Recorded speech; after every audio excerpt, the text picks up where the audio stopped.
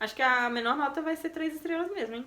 Nossa, só 5 estrelas. Tenho prints, tenho provas contra essas acusações sem fundamentos. Oi, aqui é a Mari de Sonho Distante e sejam bem-vindos a mais um vídeo aqui no canal. E hoje vocês vão ficar aí com reflexo no óculos sim, porque eu estou aqui pra ler algumas coisinhas no computador e aí sem óculos eu não enxergo. Hoje eu vou reagir a algumas resenhas negativas de alguns dos meus livros favoritos. Eu separei aqui 5 livros, um deles não tá nos favoritos, mas eu tô cogitando muito favoritar esse livro, então eu resolvi vir aqui reagir a algumas resenhas negativas dele também, porque eu lembro que quando eu fui avaliar, eu li algumas resenhas negativas e fiquei muito surtada, porque a pessoa teve coragem de falar isso. Então eu vim aqui reagir junto com vocês e eu tô aqui mais nesse cantinho pra deixar um print aqui pra vocês das resenhas que eu for lendo. Mas então eu tô aqui com esses 5 livros. Eu não vou falar quais são os 5 agora, mas se você já leu o box de descrição, provavelmente você já viu quais são, porque eu deixo os links de compra da Amazon aqui embaixo pra você ir lá comprar caso você se interesse por eles. E já deixa seu like aqui nesse vídeo também, caso esses livros sejam um dos seus favoritos da vida. Comenta aqui também pra eu saber quais são os seus livros favoritos da vida e se você já ouviu alguém falando mal deles. Vamos começar então?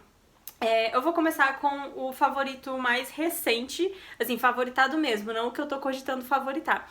Mas o favoritado mais recente é Anne de Green Gables, que eu li em dezembro do ano passado. E aí eu favoritei, não aguentei, depois de assistir a série 3 vezes eu tive que ler o livro e eu favoritei. Começando aqui, tem muita resenha positiva. Tem uma pessoa que não deu estrela, mas ela avaliou positivo. Nossa, só tem 5 estrelas, óbvio, sem defeitos Anne de Green Gables. 4, 5, 5, 5, 4, 5, 5, 3. Vou ler essa de 3 estrelas primeiro. Não considero 3 estrelas ruim, mas foi a nota mais baixa que eu achei até o momento. Já vou tirar um print aqui pra não esquecer de pôr no vídeo pra vocês. Vamos lá. Eu vi a série e amei, mas o livro é meio... Era pra ser isso? Acho que pelo fato de ser um livro antigo, com palavras difíceis, torna a leitura meio chata. Palavras difíceis? Oi? Na própria série tem palavras difíceis, porque a Anne lê muito, então ela tá sempre falando as palavras novas que ela aprende, que ela aprendeu, porque ela não lê com muita frequência depois que ela é adotada. Mas no livro não tem palavras difíceis, é super tranquilo de entender. As 3 temporadas são basicamente o primeiro livro, sim, com várias modificações. O livro não tem... eu não sei se seria spoiler. O livro não tem Cole, Jerry, depois ele é substituído, Bash, muito mal a Mary. Mas é um bom livro para literatura infantil, tirando as palavras difíceis. Então, eu achei legal a inserção desses personagens novos na série, porque deu uma emoção a mais, sabe? Eu acho que o livro ficou muito, muito focado nos problemas da Anne e acaba ficando realmente chato em algumas partes. Não chato, mas mais do mesmo, sabe? Todo dia a Anne tá tagarelando sem parar sobre os problemas dela e sobre as coisas bonitas da vida e como o mundo é mágico e as pequenas coisas nos ensinam muitas coisas, mas... os personagens novos na série eu acho que foi pra isso, sabe? Pra não focar tanto na Anne e fazer as pessoas desistirem logo no primeiro episódio. E ainda assim tem muita gente que desiste logo no primeiro episódio. Mas ok, eu entendo essa opinião aqui, porque realmente faltou um pouco de diversificação aí nos personagens pra não ficar só Anne falando a série inteira sozinha, basicamente, porque meio que ninguém aguenta ela e só ignoram. Tadinha da Anne. Incompreendida. Vamos lá, próximo. Tem outra 3 estrelas aqui, mas eu já li uma 3 estrelas. Vou ler essa outra de 3 estrelas, depois eu procuro uma nota mais baixa. Assim como muitos, conheci os livros da Anne através da série da Netflix Anne with an E. Foi nostálgico ler o livro e perceber o quanto a série conseguiu ser fiel aos seus cenários, personagens e personalidades. Sim, quando eu comecei a ler no começo, nossa, vinha tudo ali que estava acontecendo nos episódios da série, tipo, os personagens, os lugares, foi muito fiel mesmo, tirando essas coisas aí dos personagens novos. Confesso que por ser um livro muito descritivo, ele se torna um tanto cansativo. Além da narrativa conter muitos detalhes para serem explorados por nossa imaginação. É porque a imaginação da Anne é além dos limites da nossa capacidade de meros mortais, né? Muitas vezes é até difícil de acompanhar devido à agilidade de seus pensamentos que não param por um minuto sequer. Sim, Achei o fim agridoce, fiquei tão triste e tão esperançosa que quero muito continuar a ler a série até o fim e acompanhar cada passo da vida dessa ruivinha maravilhosa. Ai, sim, não vejo a hora. Eu fiquei muito triste com a decisão que a autora tomou em relação à vida de um personagem. Fiquei muito, muito, muito triste mesmo. Não queria que tivesse acontecido, porque na série ela deu um susto na gente, mas não aconteceu mesmo. Mas no livro ela não teve dó.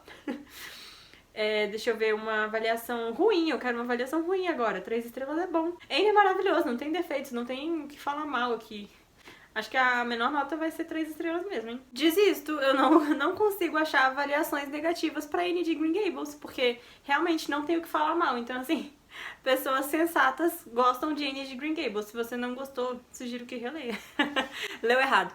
O próximo livro que eu vou reagir aqui é um que eu sei que tem muita resenha negativa, porque todo mundo que eu vejo comentando sobre esse livro fala que viu alguém falando muito mal ou alguém falando mal diretamente, assim, pra mim. E já no começo da página aqui já tem 2 avaliações negativas, uma de 1 estrela e uma de 2 estrelas.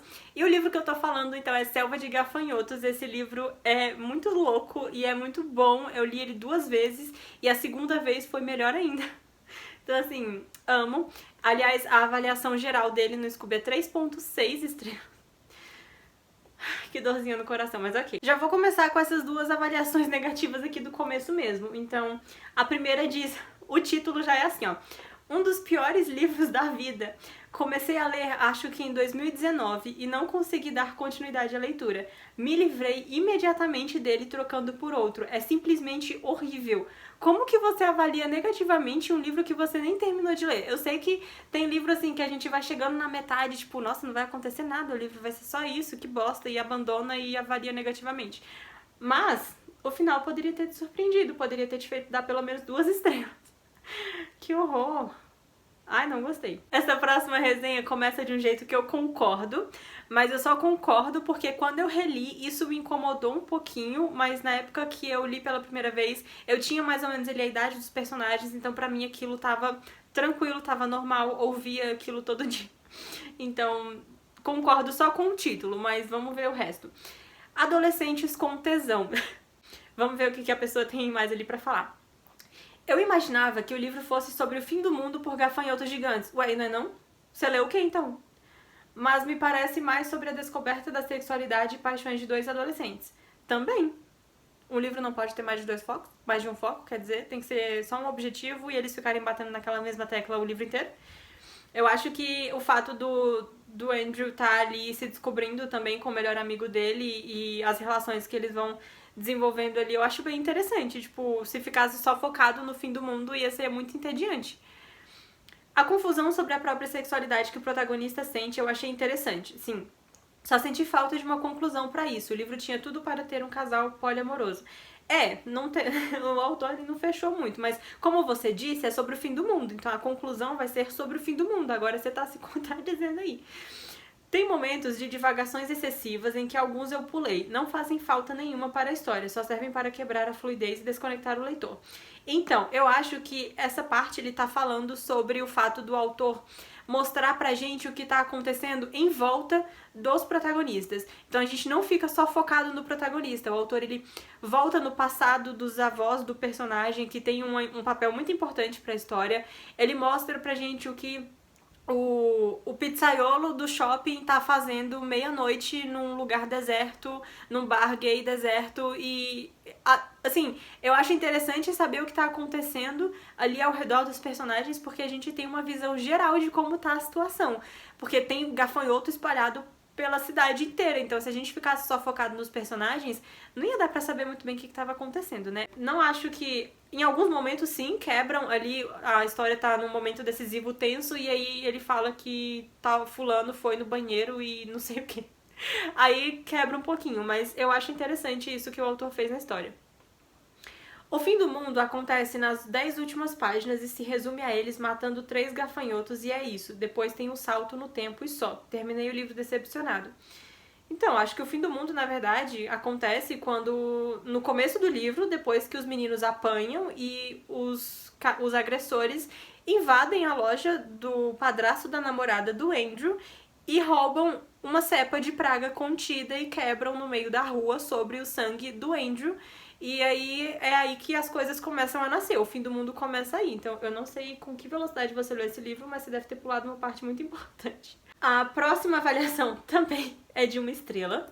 Não foi uma boa ideia. Um livro extremamente repetitivo, personagens que não evoluem, partes completamente desnecessárias e muitas vezes incômodas.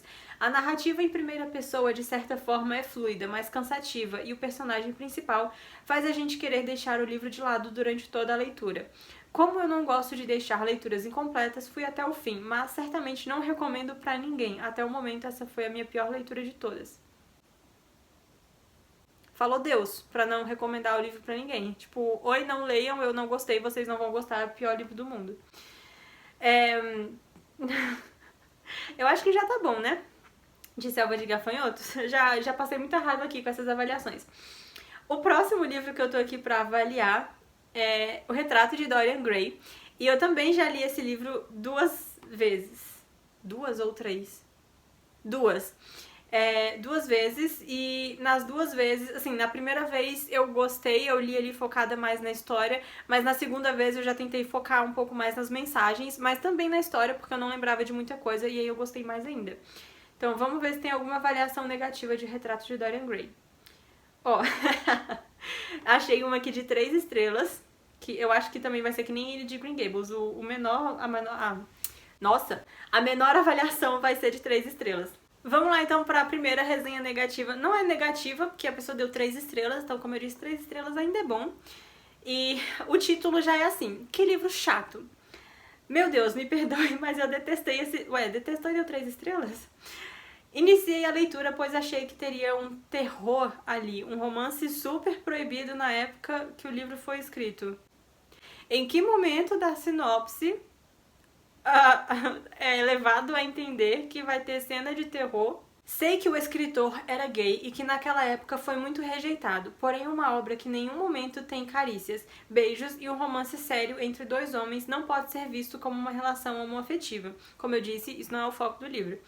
Nenhum momento vi esse relacionamento escancarado. Homens podem amar e admirar outros homens sem estar em uma relação amorosa. Sim, aqui a pessoa falou também que o tal terror não é terror, e sim mais um melodrama. Porque em nenhum momento diz que vai ter ali uma coisa de terror. Mas, enfim, ok. Se a pessoa odiou e deu 3 estrelas, imagina o que ela faz, assim, o sentimento dela pra dar o livro, para dar 1 estrela pra um livro. A nota geral desse livro no Scooby é de 4.6 estrelas, eu acho. O próximo livro que eu vou ler aqui as resenhas negativas é A Abominação, do Gary Vita. Esse livro é perfeito, ele tem simplesmente tudo que eu amo em livros, exceto uma coisinha que não tem personagens leitores e nem fala sobre livros, mas isso é detalhe. Ele trata sobre invasão viking na Inglaterra medieval, e aí tem umas magias muito loucas que uns padres resolvem fazer pra transformar animais em feras e acaba dando errado, e enfim, é um livro muito bom, muito maravilhoso. A avaliação geral dele no Scooby é de 3.8, mas vamos lá, vamos ver as avaliações. Ó, já começa 5, 5, 3. Não vou ler mais resenha de 3 estrelas, não. Quero ler negativa mesmo. Ó, achei uma aqui de 2 estrelas. Nossa, que textão, hein, amigo? Porra. Tá. Achei uma de 2 estrelas. E vamos lá. Abominação, de Gary Vita. Abominação, Dark Side Books 2017. Que profissional. Primeiro livro de Gary Vita é dividido em 2 partes. Começa narrando a história da Inglaterra a partir de 888, atacada por hordas de bárbaros nórdicos. O rei Alfredo é procurado pelo arcebispo Ethered, eu nunca acertei o nome desse moço, que apresenta pergaminhos com magias que poderiam virar o jogo a favor dos ingleses. Logo descobrimos que os feitiços transformam seres em criaturas bestiais. Mas como Ethered não... Eu vou falar assim, tá? Não interessa se tá certo ou tá errado. Não conseguia controlá-las. O rei proibiu o avanço da pesquisa. Mesmo proibido, o arcebispo continua pesquisando, buscando uma forma de controlar as criaturas. Ele e seus seguidores são os reais antagonistas do livro, pois os vikings são uma ameaça distante comparados às bestas. Vikings, magia e sangue, é o que diz na contracapa. Essa frase destacada. Há vikings, mas pouco trabalhados. Se você interpretou erroneamente que eles seriam os reais antagonistas, não entendeu a proposta aqui. Assim como eu que pensei que 3 núcleos ativos intercalando o enredo. Pensei ter 3 núcleos ativos intercalando o enredo. Sim, os vikings são só ali um pano de fundo para esse arcebispo tá desenvolvendo essa ideia de transformar animais em feras. E o arcebispo queria testar essa ideia em humanos para ver se seria mais controlável, porque animais são irracionais. E aí os vikings são só assim, essa desculpa mesmo para eles estarem desenvolvendo esse tipo de magia. Mas é legal o fato de ter vikings ali. A segunda parte do livro se passa 15 anos após a invasão da Cantuária, com Wulfric vagando pelo reino, dando fim às criaturas que fugiram. E para ser justo, não darei maiores detalhes. Porque aqui já... nessa parte aqui já surgem certos spoilers. Pois é meio complicado sem dar mais spoilers. O que posso dizer é que a história fica meio lenta se comparado ao primeiro ato, mas não enfadonha, não perdi o interesse. Temos descrições de batalhas fenomenais nos 2 atos, sim. Minha nota no Scooby foi 2. É um bom livro? É. Amado. Mas eu tinha expectativas maiores. Acredito que ficou superficial em certos pontos, e a obra não teve o potencial da premissa explorado de forma correta. Tive a sensação de assistir um filme só por estar passando na TV na hora que liguei, sabe? Já estou aqui, não custa ver aonde isso vai me levar. Ah, já abri o livro, que custa ler mais 400 páginas. Gary foi o roteirista de O Livro de Eli e Rogue One. Filmes que dividiram opiniões, então com seu livro não seria diferente. Vi várias avaliações positivas e no geral ele tem 3.8, então não levem opinião a ferro e fogo, por favor. É exatamente o que eu tô fazendo aqui, mas é puro entretenimento, tá bom? Não estou aqui pregando que sigam essas pessoas com tochas. Creio que todo livro merece uma chance, mas alguns, como Abominação, não relerei tão cedo. Olha, deu 2 estrelas, ainda pretende reler, mas não tão cedo? Assim, meio confusa a sua avaliação, meio confusa. Mas eu gostei dos pontos que essa pessoa abordou, mas não fez sentido essa avaliação que ele deu. Aquela que quer impor uma ordem de avaliação, né? Tipo, 2 estrelas, é porque você não gostou, não é pra você elogiar o livro na resenha. De um livro que você deu 2 estrelas. Tem uma outra resenha aqui que começa assim, ó. É bom, mas é ruim. Leitura rápida, só que não me prendeu para tirar de uma tomada só. Levei muito tempo pra ler. Tem várias coisas interessantes, mas nada que o prenda muito. Parece um filme, o grande problema é que a capa nos instiga a ver bastante violência. Ótimo trabalho da Darkseid. De um modo geral, depois de lido, não foi uma perca de tempo. Eu não vou nem colocar o print dessa aqui, porque a pessoa também nem falou tão mal. Foi 3 estrelas. Tem uma outra resenha aqui também que pergunta justamente sobre os vikings. Cadê os vikings? Tá, vamos... Quero resenha negativa.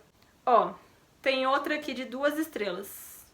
Vamos ler ela. Capa. Dura e bem feita. Contraste entre o preto e o branco. No centro, um besouro realista com sangue escorrendo até as laterais das folhas. O livro ainda é recheado de lindos padrões vikings infinitos.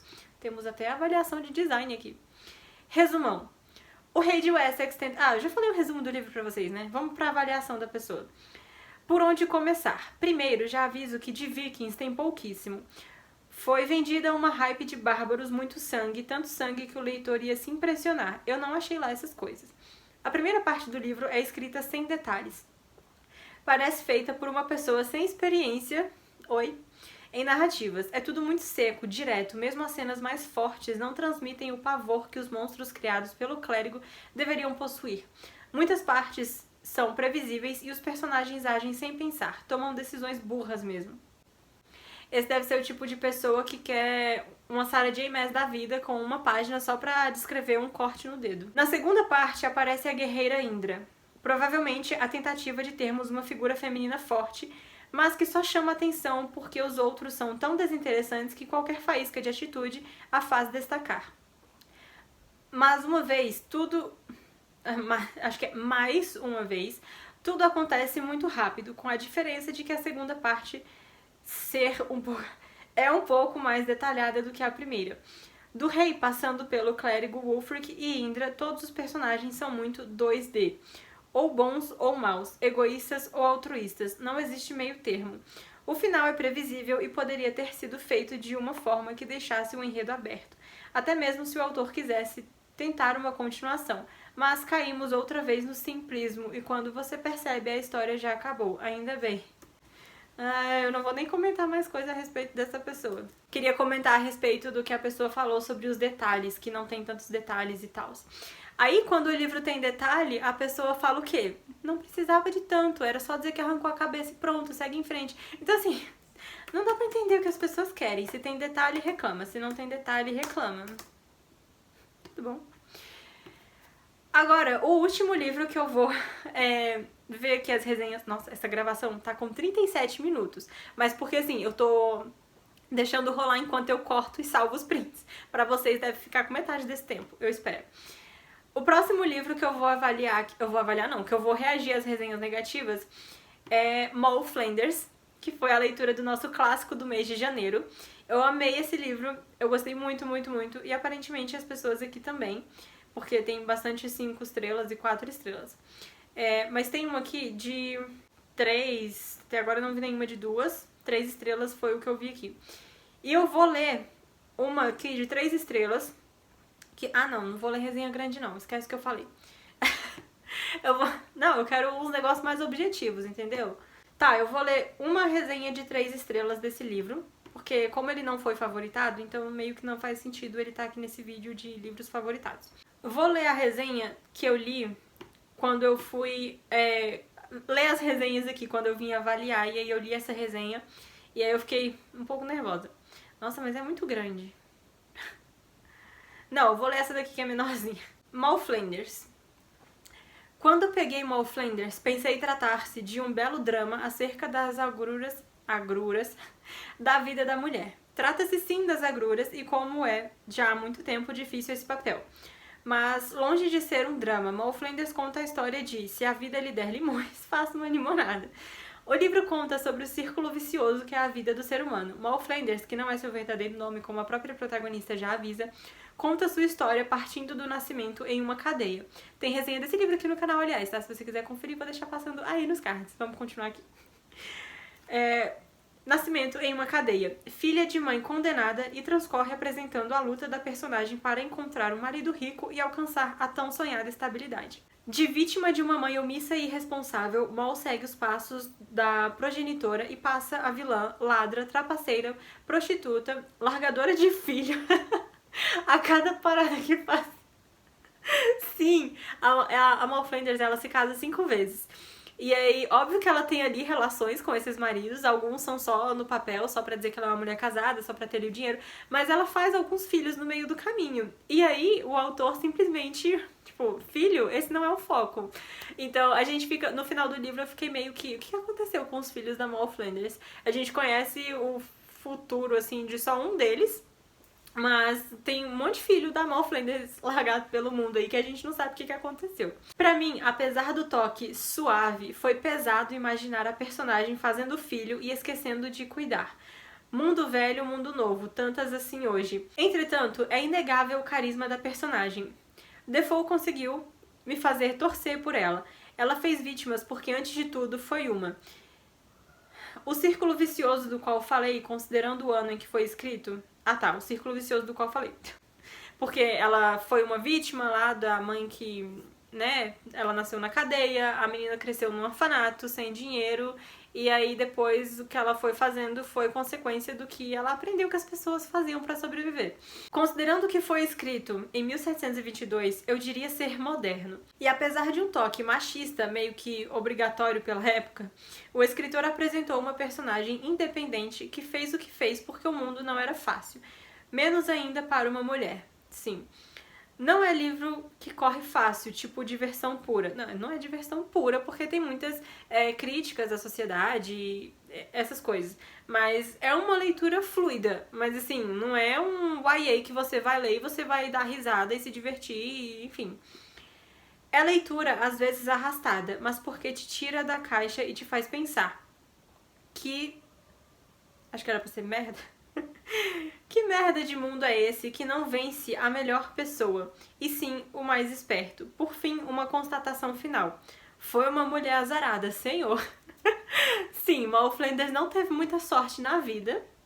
Ela passou por muita coisa. E ela foi uma personagem muito forte, assim, por ter passado por tudo isso. E mesmo assim, tendo chegado tão longe, tipo, no começo do livro, no resumo, diz que ela viveu os seus 60 anos. Então, ela viveu bastante pra quem vivia aí nas ruas e na vida de roubo e tendo muitos filhos, porque a gente sabe, assim, pelos filmes, documentários, alguns livros de época que tratam, assim, a época com um pouco mais de fidelidade, que as mulheres, elas tinham um filho e já parecia que ia morrer, porque não tinha muito ali um tratamento pra cuidar certinho e manter a saúde da mulher. Então, sangrava demais, morria. Parto demorado demais, complicado demais, sei lá, morria. Então, ela sobreviveu bem pra quem teve tanto filho pelo meio do caminho. Então, assim, Então é isso, esse foi o vídeo de hoje. Eu espero que vocês tenham gostado e dado boas risadas, porque esse foi o objetivo.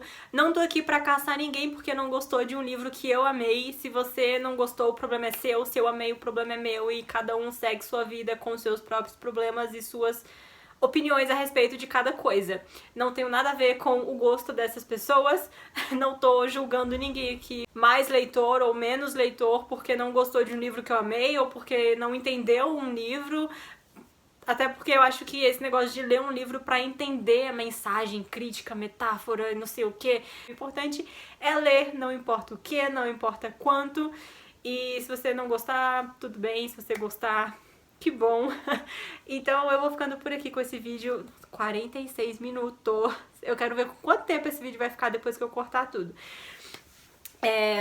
Se você gostou do vídeo, deixa seu like aqui embaixo, se inscreve no canal se é novo por aqui e ativa as notificações pra ficar sabendo sempre que sair vídeo novo por aqui. Compra com o meu link, não sei se eu já falei isso, acho que eu falei no começo do vídeo, mas tô falando de novo pra você lembrar. E a gente se vê então no próximo vídeo. Tchau!